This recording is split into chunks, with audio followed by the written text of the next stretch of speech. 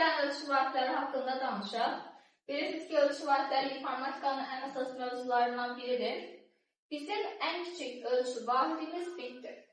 Bitdən sonra gələcək byte, kilobayt, megabayt, gigabayt və terabayt. Bu ardıcılıqla, yəni kiçikdən böyüyə doğru ölçü vahidlərinin sıralanmasıdır.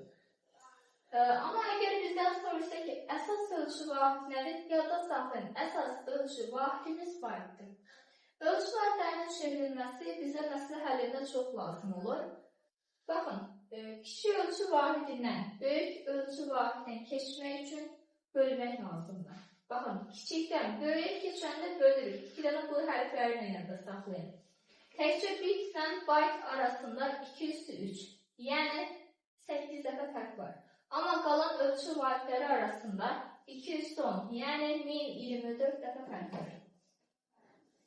Məsələn, mən bytedan megabayta çevirmək üçün nə etməliyəm? Bir dəfə 210-a bölməliyəm, təzədən bir dəfə də 210-a bölməliyəm. Yəni, ümumilikdə 220-yə bölməliyəm. Baxın, digərlərində də həmçinin. Əgər böyük ölçü vahidinə kiçiyə keçmək istəyirsə, qurmalı.